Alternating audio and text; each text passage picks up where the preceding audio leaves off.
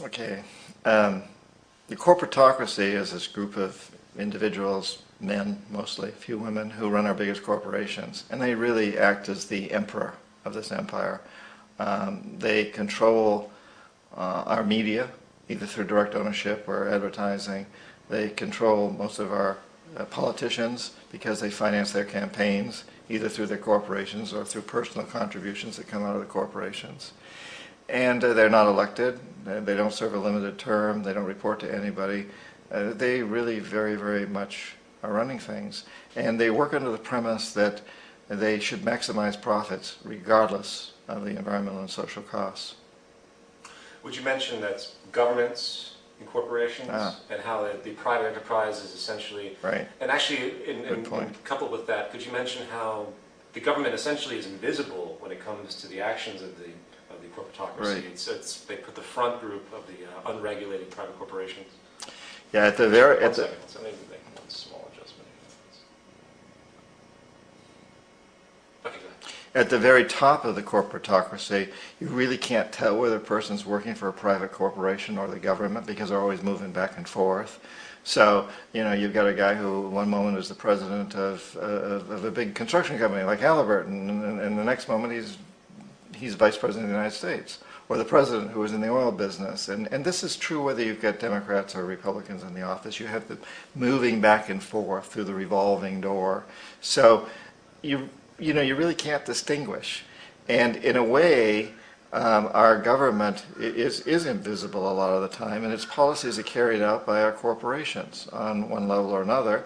And then again, the policies of the government are basically forged by the corporatocracy and then presented to the government. They become government policy. So it's an incredibly cozy relationship and a very dangerous relationship. I think that's part of what, as we move forward and we move out of this empire and we look for solutions, how do we create a better world for our children and grandchildren? One of the most important things is to break that bond there and to make people responsible more to just creating a decent world, creating an environmentally sustainable, socially just and peaceful world. It's interesting because the big corporations depend so much on the banking system, the whole financial system, the whole Wall Street system, and the banks.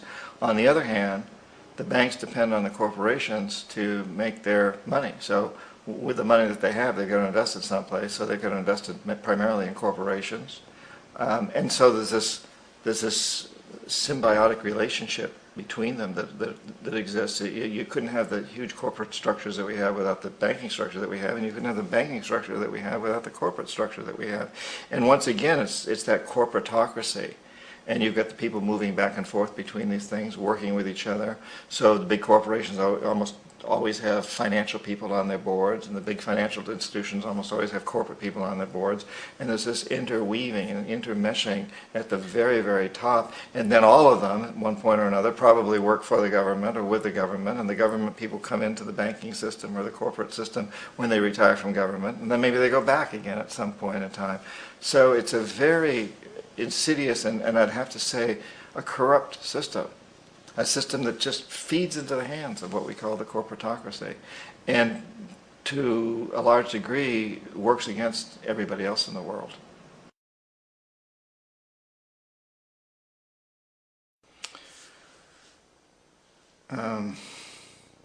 Well, we economic hitmen really have been the ones responsible for creating this first truly global empire, and we work many different ways.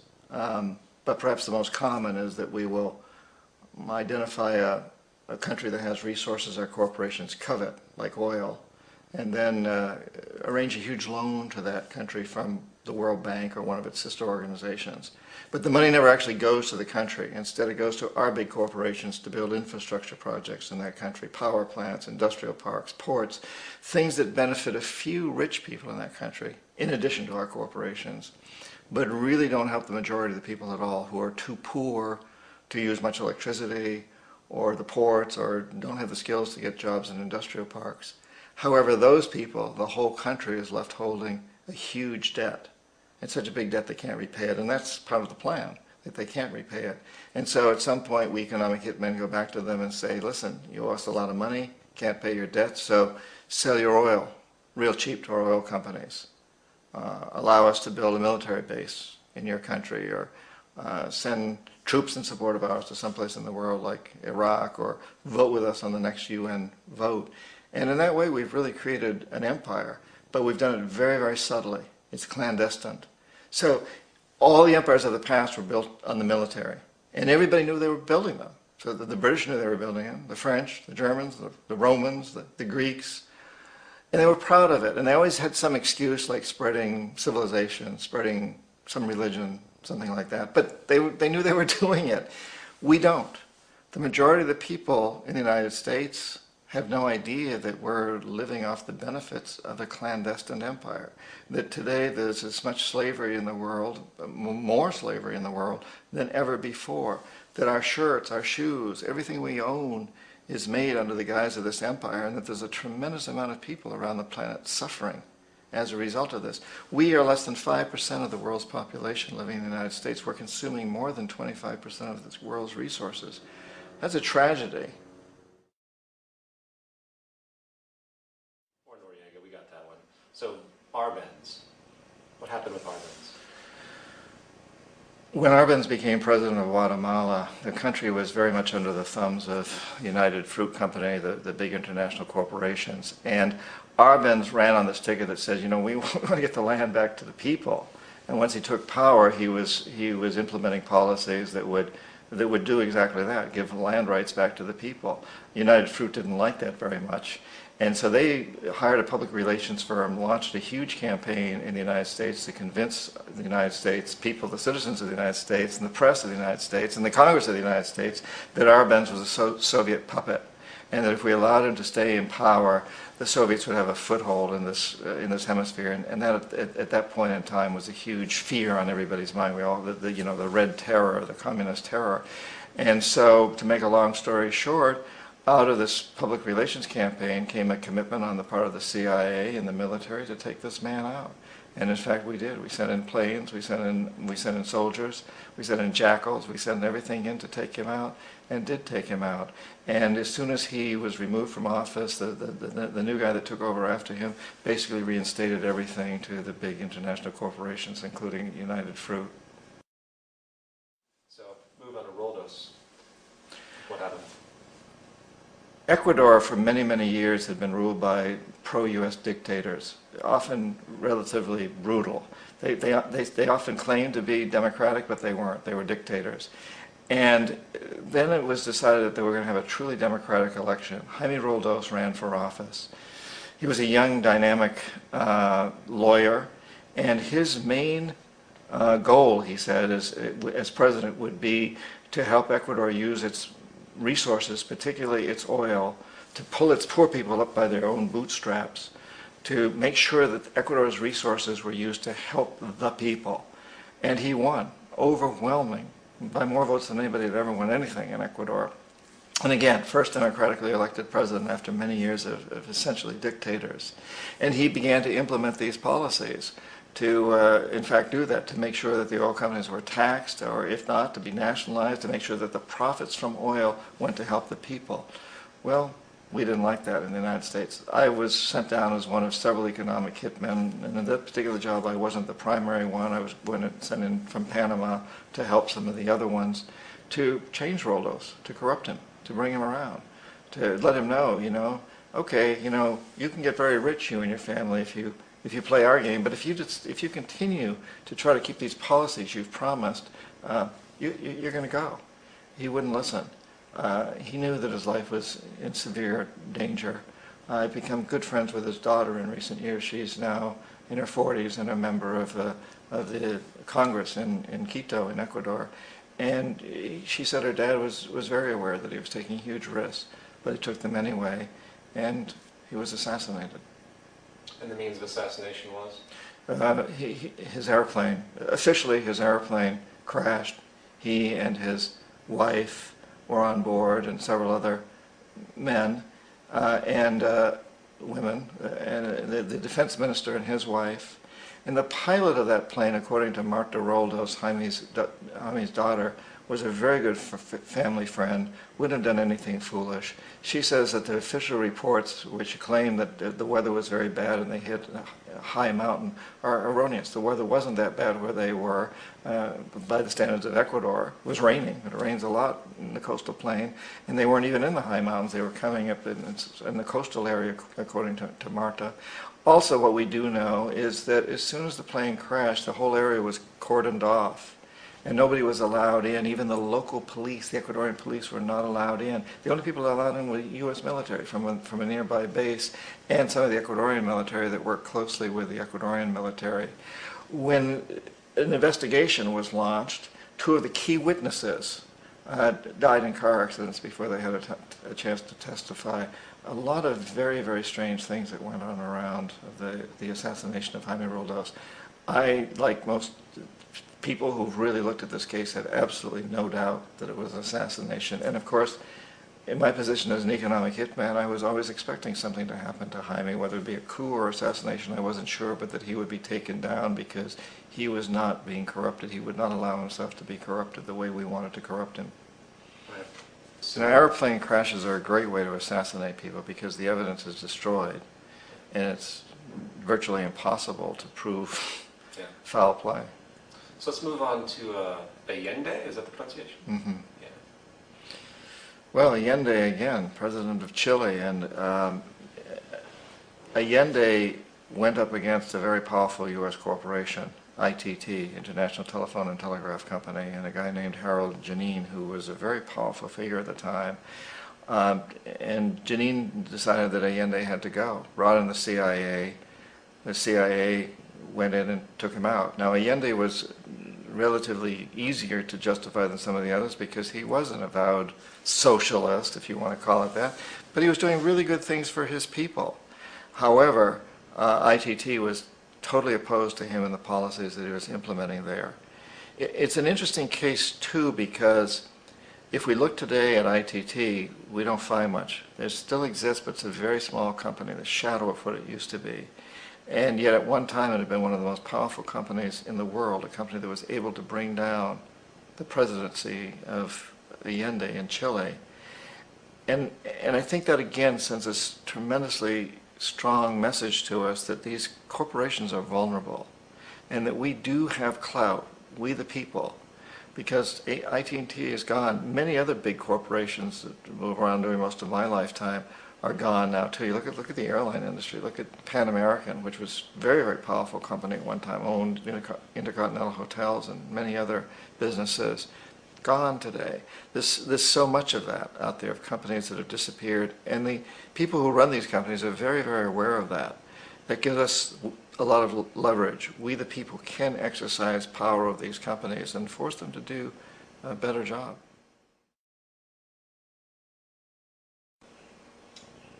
So Torrijos, describe in the same kind of brief capacity what happened to him, and denote the plane crash as well as his connections. Omar Torrijos, president of Panama, was one of my favorite people. I really, really liked him. He was very charismatic. He was a guy who really wanted to help his country. And when I tried to bribe him or corrupt him, he said, "Look, John," he called me Juanito. He said, "Look, Juanito, I don't need the money. I got a good life, I got a good house, I got a good wife, I've got whatever I want in terms of yachts." And he was a guy who really liked to have a good time. He was having a good time. And he said, "But what I really need is for my country to be treated fairly. I need for the United States to repay the debts that you owe my people for all the destruction you've done here. I need to be in a position where I can help other Latin American countries win their independence and be free of this terrible presence from the north that you people are exploiting us so badly.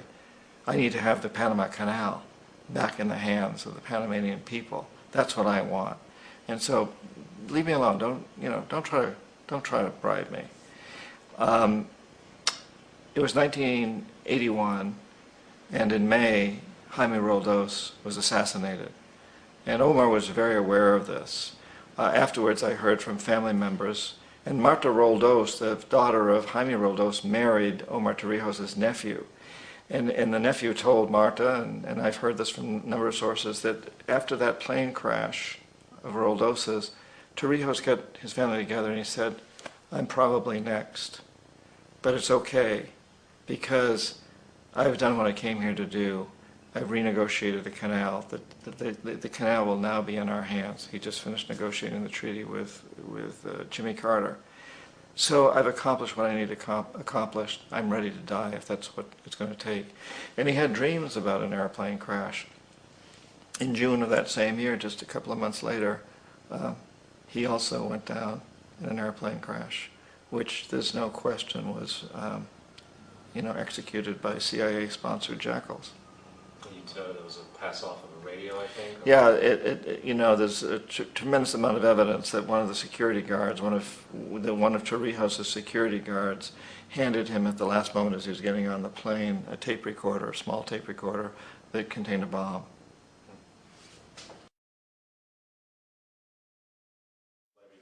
Well, Panama is a very interesting example because I tried to corrupt Omar Torrijos and bring him around. A great man as far as I was concerned.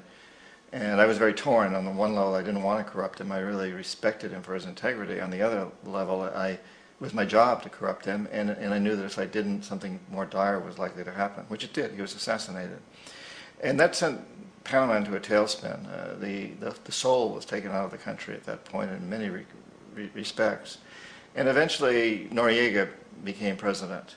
Noriega had been, we now know, a CIA agent. He'd been paid a lot of money to help fight the Colombia drug cartel, so he was one of our guys. And we figured that once Noriega was in power, that we now could basically reverse the canal treaty that Torrijos had struck with Carter, and turn that around and also reinstate the School of the Americas, the U.S. military bases in Panama, but Noriega wouldn't do it. He wasn't as much of a puppet as we thought he was. He wasn't willing to reverse those policies. Also, he continued what had begun under Torrijos with negotiations with the Japanese about financing and building a sea level canal. We didn't want to see that happen. If there was going to be a sea level canal, we wanted to finance and build it. And Noriega refused to drop out of those negotiations. So he was no longer our puppet. He wasn't playing the game. And on top of all of that, there's a lot of rumors, and I don't have any evidence to back this up. If there was evidence, it was destroyed. But there was an island off the coast of Panama called Contador, which I do know very well. It's still there. It's a resort. And in the 70s, this was a place where deals were struck and where you could take people on private yachts or however you wanted to do it. And there was plenty of cocaine, all kinds of drugs, sex, all kinds of illicit activities, and whatever happened on Contador stayed on Contador. And this was a common knowledge. I used it. I took people there. I bribed people on Contador. Everybody was doing it that was involved in South America. And so the question has always been asked, we wanted to take out Noriega. Okay, why did we bomb a city? Why did we kill between 2,000 and 6,000 innocent civilians and destroy this part of the city? And I was just in Panama a couple of weeks ago. It was amazing. I traveled around, went down to that part of the city. I talked to people from taxi drivers to government officials about all of this. And, they're still like furious at the United States. Why did we do that? We could have taken out Noriega. He was not that difficult to take out. That's our goal. But we didn't have to go in and bomb the section of the city. The best explanation I've heard, the most logical one that I can come up with, is that one of the buildings down there belonged to the military or the national security forces. Panama really didn't have an army per se, but it had these national security forces. And this building was totally demolished. There's a lot of eyewitnesses who say once it was demolished, a special unit of the U.S. military went in and made sure that everything was demolished. People saw this. I've talked to people. And the rumor was that within that building there were a lot of photographs of things that went on in Contadora. That Noriega, unlike Torrijos, had put cameras up. Torrijos was very adamant nothing would ever leave, and he didn't have any cameras, I'm pretty sure, but that Noriega did. And he had photographs, and including very compromising photographs of the president, the first President Bush's son, the current President Bush, before he was president, that they had some very compromising photographs of him and a lot of high-up politicians and businessmen. Now again, I have no evidence of this. If those photographs existed, they were destroyed because they would have been kept in that building. And it is It's the only explanation I've ever heard that makes sense to me as to why we went in and destroyed that particular part of the city, which was very vulnerable. A lot of old buildings around that when we knew once we sent in some fire bombs that the whole place had to go. And there were a tremendous number of very poor, innocent people living there. Between 2,000 and 6,000 died, depending on whose records. The United States admits something like 2,000. Panamanians say 6,000. Why would we have done that? That certainly is an explanation. The precedent for economic hitmen really began back in the early 50s when a president was elected in Iran, prime minister, democratically elected, Mossadegh, and he was considered to be the hope for democracy in the Middle East and around the world. He was Time Magazine's Man of the Year in 1951. But one of the things that he'd run on and began to implement was the idea that foreign oil companies needed to pay the Iranian people a lot more for the oil that they were taking out of Iran. The Iranian people should benefit from their own oil. Strange policy. And so once he took office, he began to implement this, including even threats and nationalizing foreign oil companies, particularly British Oil Company, which today is BP. We didn't like that, of course. But we were afraid to do what we normally were doing at that time, which was to send in the military, as we've done in other parts of the world, because Iran was right on the border with Russia. Russia was now the primary enemy of ours, and Russia had nuclear weapons. And we very much feared a nuclear war. So we determined early on that we shouldn't take the normal position and send in the military into Iran. Instead, we sent in one CIA agent, Kermit Roosevelt, Teddy Roosevelt's relative. And Kermit went in with a few $1 million and was very, very effective and efficient. And in a short amount of time, spending a few $1 million, he managed to get Mossadegh overthrown and brought in the Shah of Iran to replace him. So he overthrew this democratically elected president, replaced him with a dictator who always was favorable to oil, and it was extremely effective.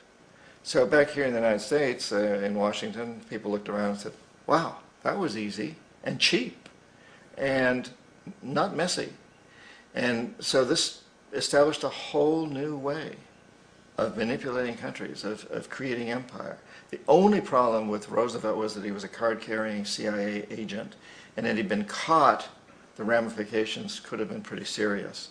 So very quickly at that point, the decision was made to use private consultants to channel the money through the World Bank or the IMF or one of the other such agencies, to bring in people like me who worked for private companies, so that if we got caught, there would be no governmental ramifications connected with this.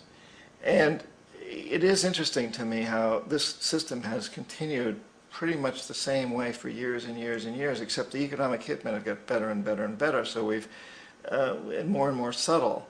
But then we come up with, very recently, what happened in Venezuela.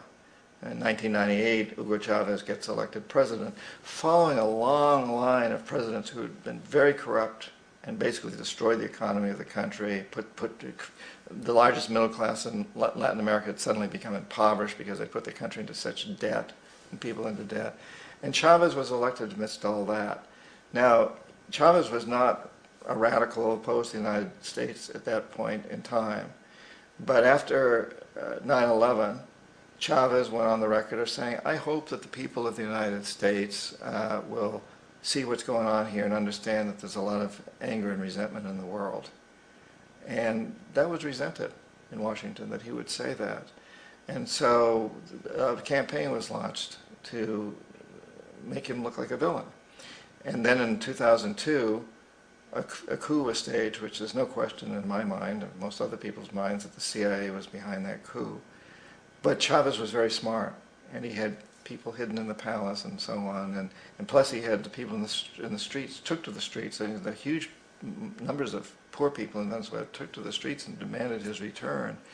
And so he came back into power. And yeah, the way that coup was fomented was very reflective of what Kermit Roosevelt had done in Iran, of paying people to go out into the streets to riot, to protest, to say this Chavez is very unpopular. And if you can get a few thousand people to do that, television and can make it look like it's the whole country. and things start to mushroom. So it was very reminiscent of that, except in the case of Chavez, he was smart enough, and the people were so strongly behind him and so expecting this to happen that they overcame it, which was a phenomenal moment in the history of Latin America. Because regardless of what one thinks of Chavez, and I personally have my problems with his rhetoric and his behavior sometimes, but the fact that he has stood up to the United States, and he's done it primarily demanding that Venezuelan oil be used to help the Venezuelan people. That has always been his philosophy. And his success at actually making that happen has its ups and downs, but that's always been the philosophy. And also to use some of that money to help other poor people throughout the continent. The fact that that happened encouraged other countries like Bolivia and Ecuador and Chile and Argentina and Brazil and Uruguay and Nicaragua and Guatemala and so many others to hold democratic elections and vote in presidents who said, our resources must serve our people. So Correa of Ecuador ran on a campaign basically that says, the profits from Ecuadorian oil must help Ecuador's poor people. And Morales ran on a campaign that said the profits from Bolivia's gas must help Bolivia's poor people. And I don't think that would have been possible had it not been for what Chavez did. So I think history will look back and see this man as being a very key figure in what's really occurring in Latin America today, which is a true nonviolent revolution. There's a democratic revolution happening south of the Rio Grande, and it's very, very significant, more significant than most people in the United States realize. More than 80% of the population of South America in the last democratic elections has voted in the president that said, no more exploitation by the corporatocracy. Our resources must help our people. And it's been nonviolent. It's been democratic. It's an amazing process that's going on. Iraq actually is a perfect example of the way the whole system works. So we economic hitmen are the first line of defense. We go in and we try to corrupt governments and get them to accept these huge loans, which we then use as leverage to basically own them. If we fail, as I failed in Panama with Omar Torrijos and in Ecuador with Jaime Roldos, men who refused to be corrupted, then the second line of defense is we send in the jackals. And the jackals either overthrow governments or they assassinate the people who won't be corrupted. In the case of both Omar Torrijos and Jaime Roldos, they were assassinated because I failed. And once that happens and a new government comes in, and boy, it's going to toe the line because the new president knows what will happen if he doesn't. In the case of Iraq, both of those things failed. Economic hitmen were not able to get through to Saddam Hussein. We tried very hard. We tried to get him to accept a deal very similar to what the House of Saud had accepted in Saudi Arabia. An amazing deal from our standpoint, but he wouldn't accept it. And so the jackals went in to take him out. They couldn't do it. His security was very good. After all, he had one time worked for the CIA. He'd been hired to assassinate a former president of Iraq and failed, but he knew the system. And he had these look-alike doubles. It's very hard to assassinate a president unless there's people on the inside helping you. And if the people on the inside don't even know whether they're guarding the real guy or a double, it makes it very difficult for them and very, very risky for them. So we couldn't take him out. So in '91, the first President Bush sent in the troops, and we figured at that point, which is the last step. If the economic hitmen fail, the jackals fail, then we send in the military. And of course, all these people always know that the military is standing off in the wings to go in if everything else fails. So in '91, we send in the troops, and we take out the Iraqi military. So we assume at that point that Saddam Hussein is going to come around. We could have taken him out, of course, at that time. But we didn't want to. He's the kind of strong man we like. He controls his people. We thought he could control the Kurds and keep the Iranians in their border and keep pumping oil for us. And that once we took out his military, now he's going to come around. So the economic hitmen go back in the '90s without success. If they'd had success, he'd still be running the country. We'd be selling him all the fighter jets he wants and everything else he wants. But they couldn't. They didn't have success. The jackals couldn't take him out again.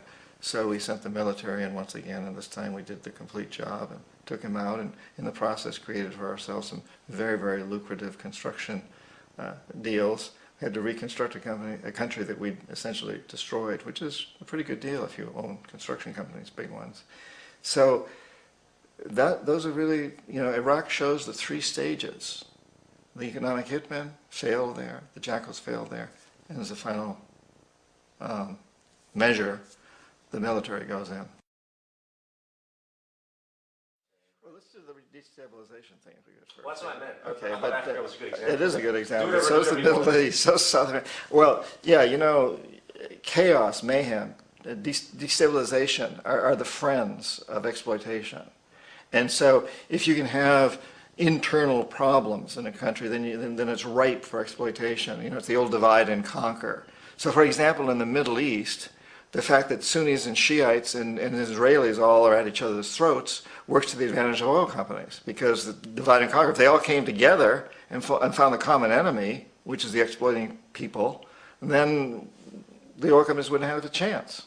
But as long as they can keep it destabilized. And in South America, it's fascinating how we've seen that throughout the history of Latin America, the indigenous people in the military have usually been opposed ever since the time of the conquest. But in the recent elections in places like Ecuador and Venezuela and Bolivia, these two groups have come together. They've united. And as a result, now you have this amazing revolution that's going on in South America, which is not pleasing to U.S. corporatocracy. And we really blew it there, and from that standpoint, in that the destabilization is no longer happening. These diverse groups have come together because they've realized it's to their self-interest to stick together to fight the common enemy, which is the corporatocracy, which is us, really. And Africa is an amazing example. Because who's ever heard of Africa? I mean, we hear the name Africa, but who knows anything about Africa? What do we know about coltan in the Congo? What do we really know about diamonds in so many of these countries? What do we really know about oil in the Sudan? We hear these things, but we don't really know much. What we like to say, the American people like to say, the American press likes to say, oh, it's those corrupt leaders. We don't ask who corrupted them. Leaders are not corrupt. They are corrupted. Somebody does it. And we say, oh, tribal warfare. Well, who's creating the tribal warfare? It's been to the advantage of the British, the French, the Dutch, the Germans, whoever happened to be there, now us, to foster this kind of instability, this antagonism, the antagonism between Muslims and Christians and Jews. This goes on. And I think Africa is truly the canary in the cave, in the mine. And it's a dying canary, It's terribly dying, and we don't even look. We don't know.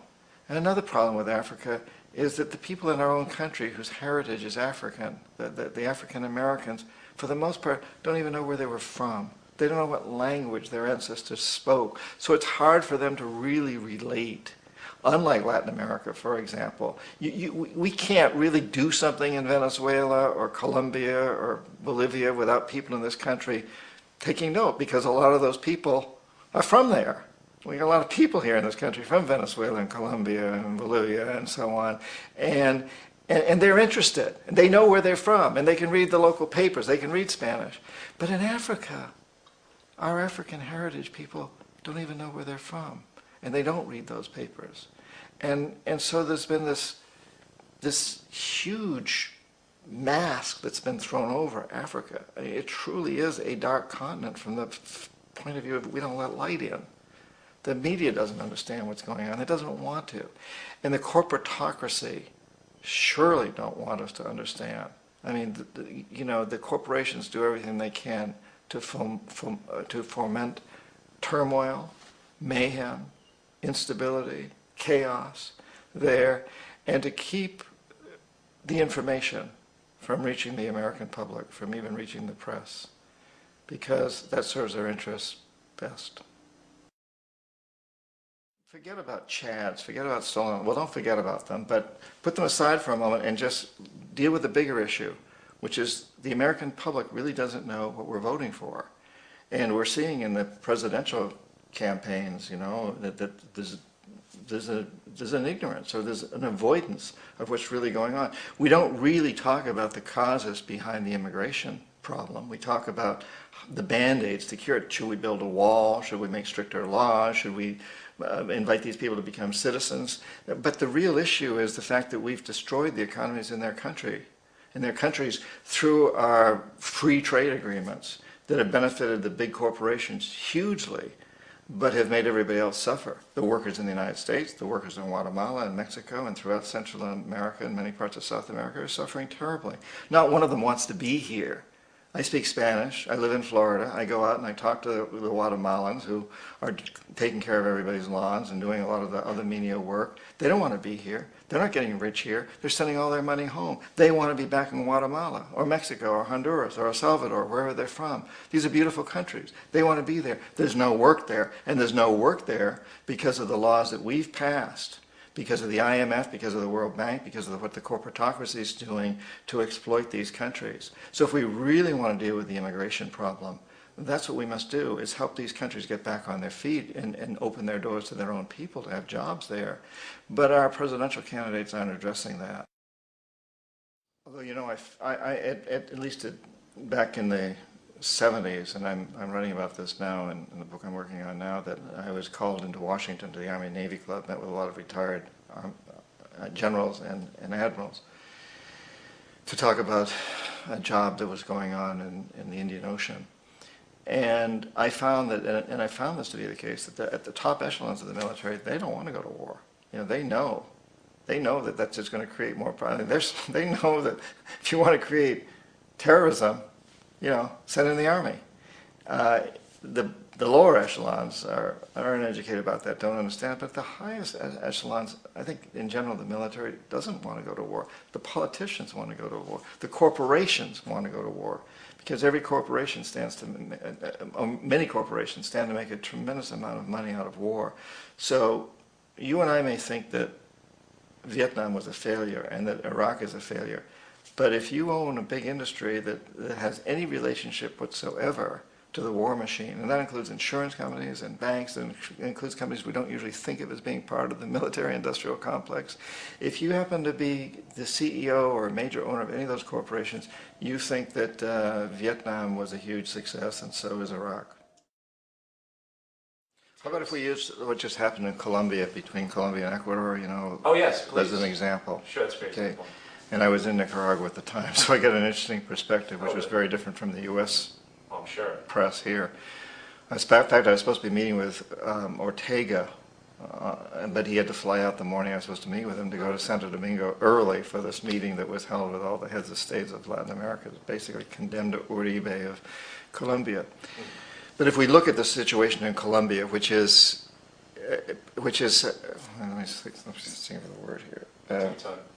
If we look at the situation in Colombia, which is symbolic of so many, you go back to the time when I was in Colombia in the 70s, and I was there to get huge World Bank and Inter-American Development Bank loans for Colombia to build infrastructure projects using U.S. corporations to do it. Particularly, we were building big hydroelectric dams, transmission lines, pipelines, those sorts of things. And the poor people of Colombia objected very, very strongly, the campesinos, the majority of the people. For example, we would dam up rivers to create hydroelectric projects and destroy vast amounts of farmlands, destroy towns.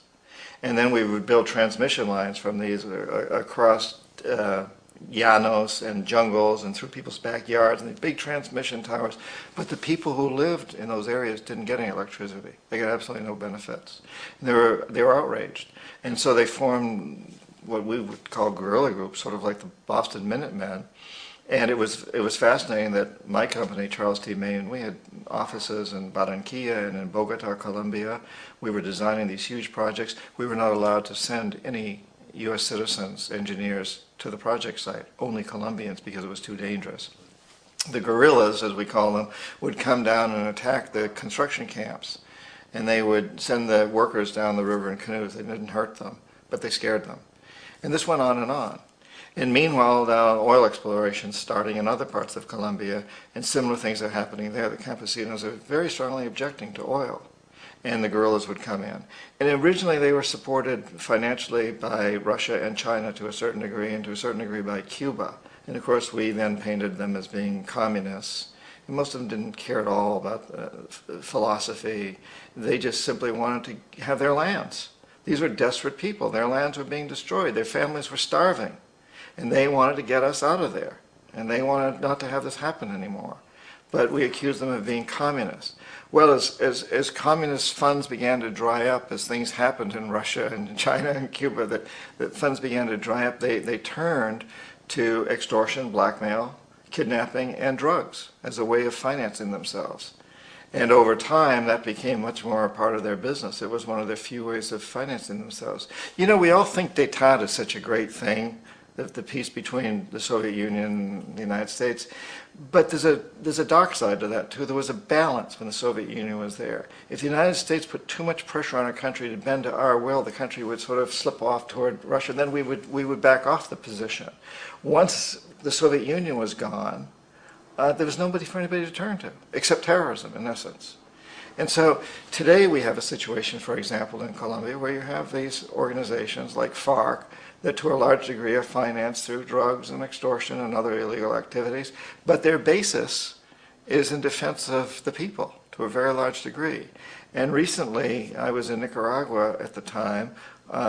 Colombia, President Uribe, sent troops into Ecuador to take out the leader of FARC, who was that particular leader, who actually, according to my sources, was in Ecuador to negotiate a peace settlement and arrange for a hostage exchange. He and about 20 other people of his group were all killed by the Colombian president. And of course, Correa, the president of Ecuador, objected very, very strongly. And Hugo Chavez joined in with Correa, and there was a huge conflict about this, and all of the presidents of South America met in Santo Domingo, and they all condemned Uribe, but the United States defended him, including all three presidential candidates, Clinton, Obama, and McCain, all came to Colombia's defense, which was absurd. One of the things that was happening there is Colombia is the largest recipient in the hemisphere, one of the largest in the world, of U.S. military foreign aid to fight these FARC people. Uribe doesn't want peace with FARC because then his funds dry up. And really what that money is used for more than anything else is to defend our oil companies in Colombia and the construction of pipelines. So we use this excuse, whether it's called communism back in the old days, the Red Scare, or whether it's called Al-Qaeda or terrorism or whatever it is, we find these enemies, and in fact we create these enemies. And this gives us a foothold into the country so we can have our military in there and we can use them to defend our oil companies, which in the case of Colombia and Ecuador and throughout so much of Latin America are terribly, terribly exploitative and destroy environments, destroy people. The largest environmental lawsuit in the history of the world today is being brought on behalf of 30,000 Ecuadorian Amazonian people against Texaco, which is now owned by Chevron. So today it's against Chevron, but for activities conducted by Texaco throughout the years of dumping what's estimated to be more than 18 times more than what the Exxon Valdez dumped into the coast of Alaska. In the case of Ecuador, it wasn't an accident. The oil companies did it intentionally. They knew they were doing it to save money out there rather than arranging for proper disposal. That's unbelievable. It is. It's so blind because they're just killing themselves in the end. Well, they make a hell of a lot of money in the process. Right. And none of these executives expect to be, to hold their job for more than a few years anyway. So right. Make a killing while you're there. Whatever you want to go with that. I know it's kind of an obscure question. So in 1971, the United States was very much in debt as we are today, and foreign companies started, wait, let me set that over again. Okay. So in 1971, the United States was very deeply in debt, as it is today, and we were on the gold standard. And so other countries began to call in the debt in gold. They didn't want dollars, they wanted gold. We couldn't pay it. And so Nixon and his buddies took us off the gold standard. And of course the argument at the time was made that there's no economic reason to be on a gold standard, but the truth of the matter is we couldn't pay. We were bankrupt. We couldn't pay in gold. So we simply went off the gold standard and said, here, we'll pay you in dollars, but we don't need to back it up with gold. But that then threatened to undermine the dollar as the world currency because it put it in huge question. So in 1973, when the OPEC oil embargo hit, it created an ideal opportunity to do something that was even better than the gold standard. And at that point, some of the Treasury people came to me and other economic hitmen and said, listen, you know, we can't allow OPEC to hold us up anymore. We can't allow them to blackmail us. You've got to come up with a scheme so this can't happen again. Well, the scheme that we came up with, and this is the short version, is that the House of Saud in Saudi Arabia, we knew we had to do it through the House of Saud because they were corruptible, and they had more oil than anybody else. The House of Saud agreed to return almost all the money that they made selling petroleum to the world to the United States and invested in U.S. government securities. The interest from those securities would be used to finance the westernization of Saudi Arabia, so that the Treasury Department would have that interest to hire U.S. corporations to build power plants, desalination plants, huge cities. And the House of Saud also agreed to keep the oil prices within limits acceptable to our oil companies, and most importantly perhaps, never ever to sell oil for anything other than dollars. So suddenly, in a couple of years, the dollar had moved from being on the gold standard to just being free floating basically, to now developing its own standard, the oil standard, which in many respects was much more powerful than the gold standard, because after all, oil has inherently more value in the modern world than gold does. And so today we've been struggling all these years with this same situation where we're on the oil standard. And now we're once again at this position where we hold tremendous amounts of debt. We're a huge debtor nation, the largest debtor nation in the world in the United States. And other countries are beginning to say, but we want our debt in something other than dollars because we don't like the dollar, we don't trust it. So Saddam Hussein threatened to go onto what he called an oil burst, oil exchange, where he would sell oil for something other than dollars, yen or euros or some other currency. And that's one reason that we went after him. That's just one more reason. And today, interestingly enough, Iran is doing the same thing. Iran is offering to sell oil. In fact, they say they want to sell oil not for dollars ever. They want to sell it for other currencies. This is a huge threat to us. I think it's the primary reason why we're making threats as if we're going to attack Iran. I don't think it has nearly as much to do with nuclear energy as we like to think it does. It has to do with oil and the oil bursts. Because if Iran, in fact, does sell oil for something other than the dollar, it puts the dollar in a very weak position. And if someone wants to bankrupt us, someone like China or Japan or one of the other big holders of our debt, they can call in our debt in euros or in something else. But they can only do that if they can buy oil in that other currency, because oil is the true currency that's out there today. Well, oil is the ideal fuel for the corporatocracy. And so when you have a resource like that, you can really control it. And of course the corporatocracy likes that. Also everything downstream. You have to have gas stations, you have to have pipelines, you have to have all these things. And that's a reason why biofuels, ethanol, things like that are acceptable to them, that more acceptable to Washington, to the corporatocracy, than, for example, solar, which you don't have that kind of control over.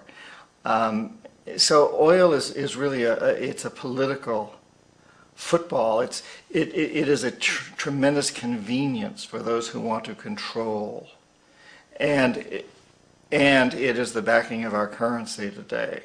So the dollar is backed by oil. So it makes it very hard to talk about getting off oil from a political standpoint. You know, if every tile on every roof was a solar panel, which is technologically possible, think of what that would do.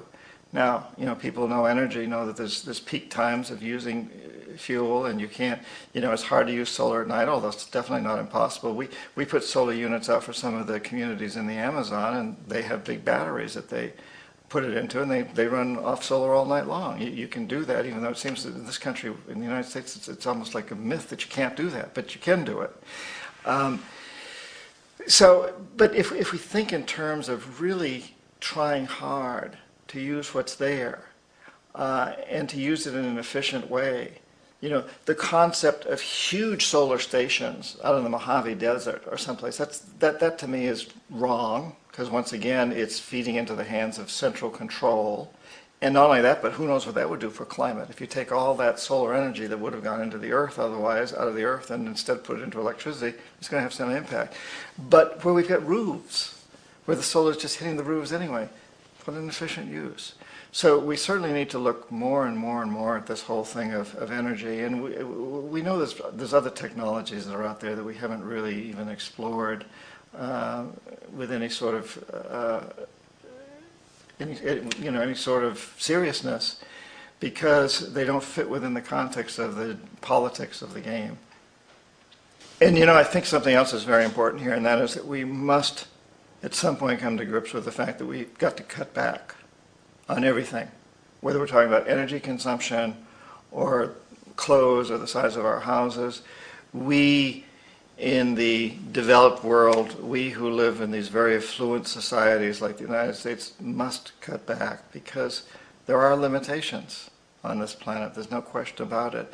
And we're fast approaching those limitations. So we must cut back. We must control population to some degree, and we must control the per capita expenditure on economic goods, on materialistic goods. We must cut back. We cannot expect technology to solve these problems entirely. We have to also solve them by spirituality, by realizing, for lack of a better word, spirituality, by recognizing that happiness doesn't come through consuming more and more energy, consuming more and more products. It comes from something much deeper, something much more basic, that feeling of oneness, that bliss, that connection with all the plants and animals and elements and other people. We have a great deal of power over these corporations. And so we're at this amazing time in history where there's a world empire. And I think for the first time, we don't want to overthrow it. We don't want to get rid of it. We want to change it. We want to do something that's never been done in history before. We want to break an old pattern, because if this empire collapses, then history tells us that there'll probably be some wars, economic or military wars, and eventually some new empire will emerge. We don't want that. What we'd rather do is transform this empire, make it into a true model of a world where we can live sustainably, environmentally sustainably, in a socially just world, in a peaceful world. And so I think we have this opportunity now to tell those corporatocracy people, okay, go ahead, maximize profits, but only do so within the context of always heading toward creating an environmentally sustainable, a socially just, and a peaceful world for everyone on the planet. Because we know that our world won't be stable and just and sustainable unless the entire planet is. We live in a very, very small community. That's the other thing that's grown out of this empire, is the world community has shrunk tremendously. When I was an economic hitman in the 70s, several times I spent 3-4 days trying to make a phone call from Jakarta, Indonesia to Boston, Massachusetts. Today you can call any place on the planet instantaneously. You can go to the deepest part of the Amazon and through satellite phones. You can send a whole book by email almost instantaneously from any place on this planet. We are a very, very small world. And I have a grandson. He's about 6 months old now. I'm very aware of the fact that my grandson cannot possibly hope to inherit a sustainable, peaceful, stable, socially just world unless every child today growing up in Ethiopia, in Indonesia, in Bolivia, in Palestine, in Israel also has that same expectation. So here we are at this amazing time in history, small world, ruled by the emperor, which is a corporatocracy, which is it's a corporate ruling, it's a commercial, it's an economic thing, it's not a military thing. And these corporations are very, very vulnerable. We can turn them around, and we must turn them around. Where does the desire to keep making more come from? Where does greed come from? Sure. Where does, well, I think that greed in a way is our measure of success.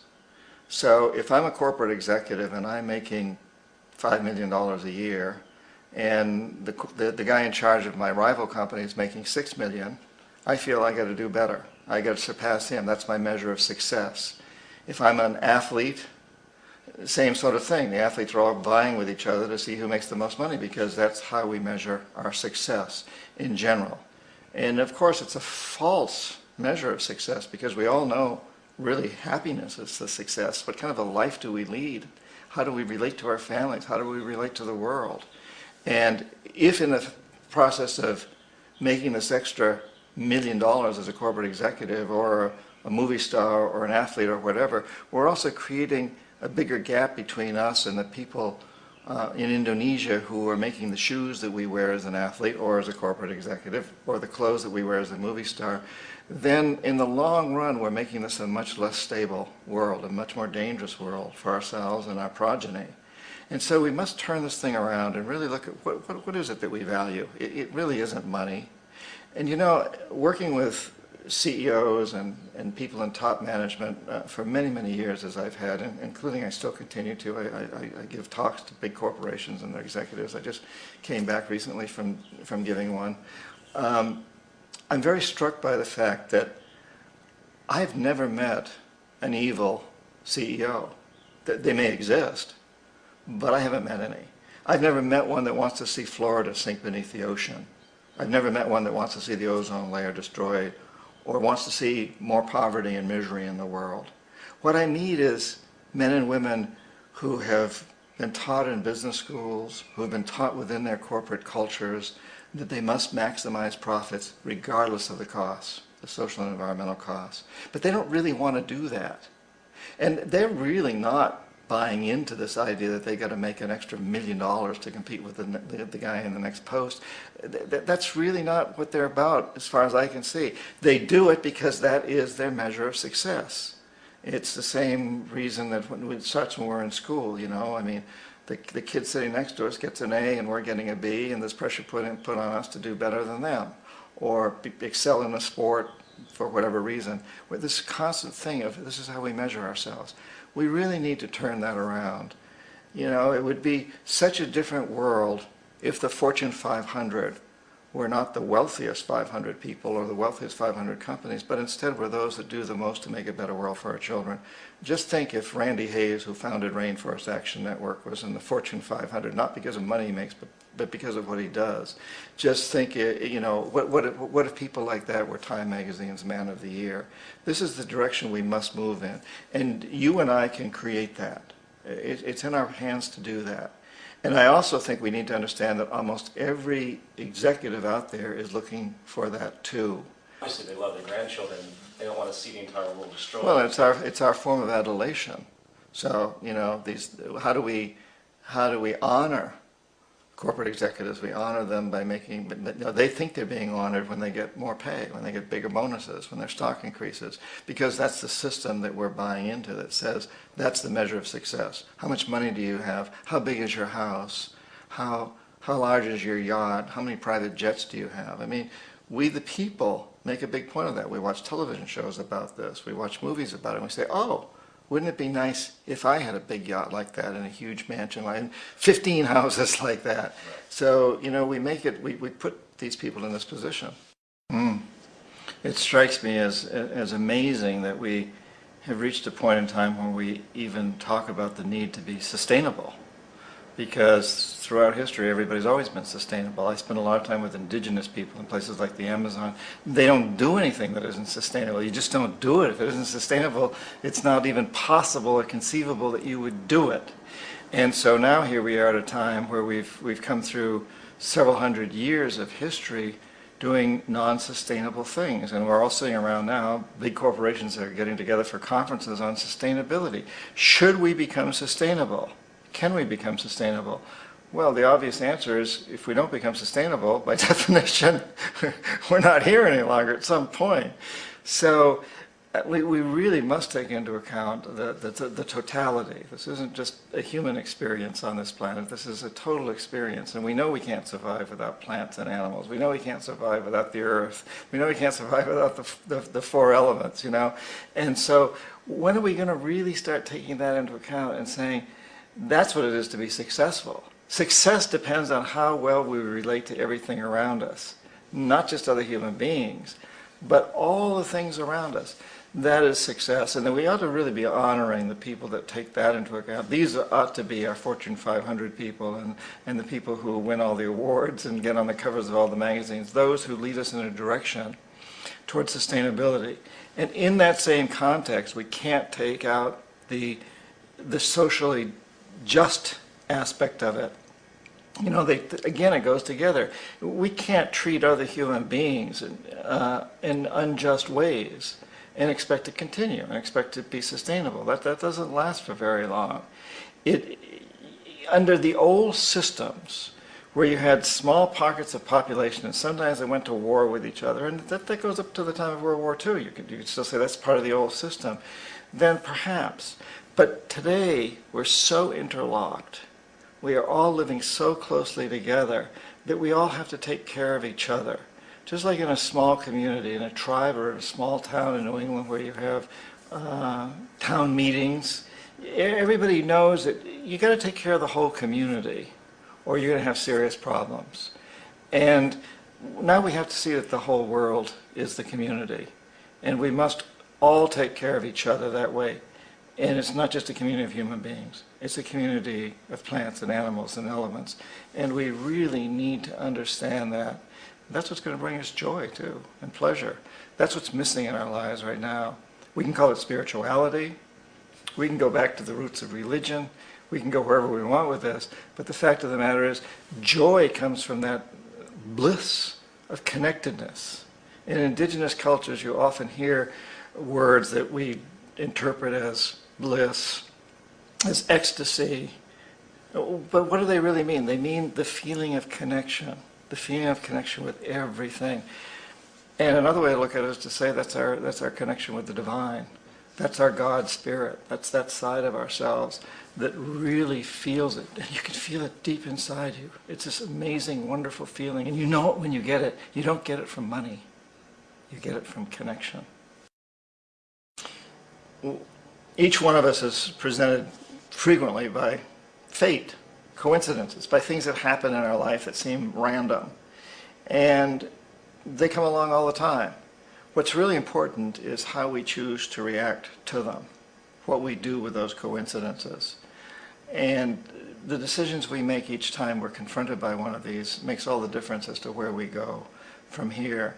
For example, I was graduated from college at the time of the Vietnam draft. You could call that a coincidence. I chose to go in the Peace Corps, and that made a huge difference to me. I learned a great deal about other countries. If I had chosen to go to jail, I would have had a very different experience. Or if I had chosen to join the Army and go to Vietnam, or if I had chosen to move to Canada. All of those are the decisions we make based on one coincidence, that particular coincidence.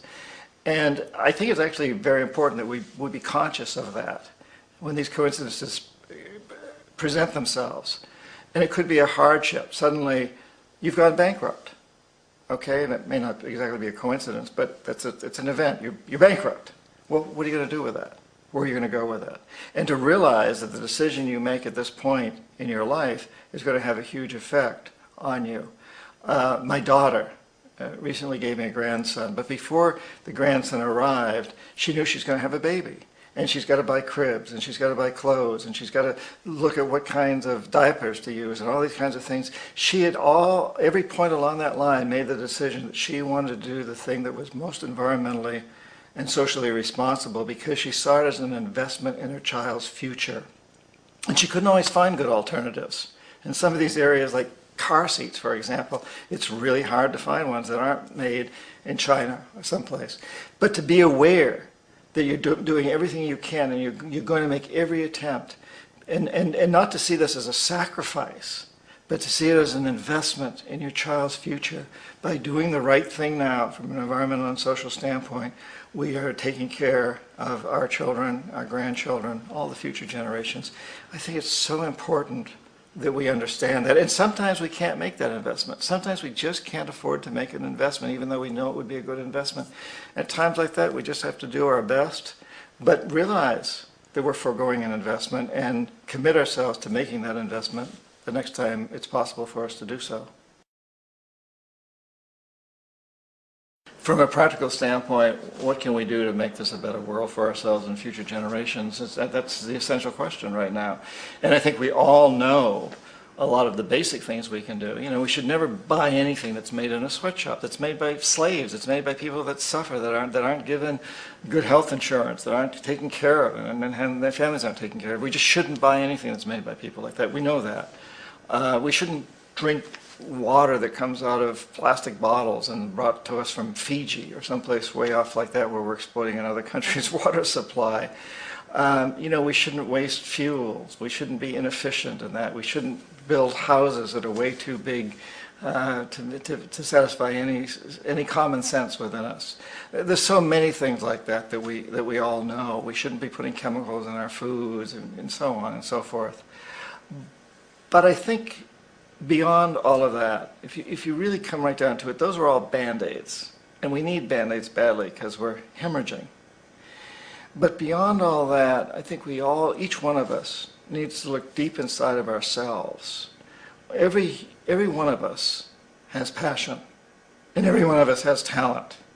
Now, I'm a writer, that's my passion, and I hope I have some talent as a writer also. But regardless of whether you're a filmmaker, a musician, a carpenter, a plumber, a teacher, a housewife, whatever you are, you've got passion and you have talent. And if every one of us can go deep into our passions, can realize our passions, using our talents to do that, but always have as a guiding point that we will work to creating an environmentally sustainable, socially just, and peaceful world, then we will get there. We will all get there if that's the destination that every one of us has. We can come from many different directions. I'm often struck by how fortunate we are that during the time of the American Revolution, Tom Paine didn't try to lead armies. And George Washington didn't write pamphlets. Paine followed his passion. He was a writer, he had talent. And Washington followed his passions and talents as a leader of men. And Benjamin Franklin didn't do either thing. He was an old man. He went off to France and he convinced the French to become our allies. All of that was essential. And it was all aimed at one goal. But they all came from very different directions. And I think this is an important time to realize how we can do that. Students sometimes in business schools where I'm speaking come up to me and say, you know, well, should I go to work for the big corporation and try to change things from inside? Or do I need to be outside and demonstrate against the corporations? And I say, you know, that depends on you. We need people in both places. What's your passion? Where can you do it best? If you go to work for a big corporation, will you be corrupted by it, or will you really try to change it, learn from it and change it? And these are questions we need to ask ourselves. But if every one of us really looks inside, we're not going to be successful if we don't follow our passions and use our talents to do it. And we've all got a path that we can go along, and there can be lots and lots and lots of different paths, but let's all aim toward that one goal of creating an environmentally sustainable, socially just, and peaceful world. And when we do that, we'll get there.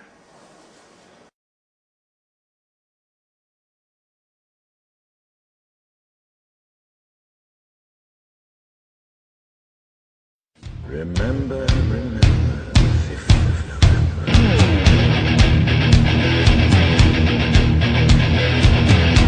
A new American revolution has begun. Not against the forces of a colonial kingdom, but a rebellion against an oppressor that has risen among us.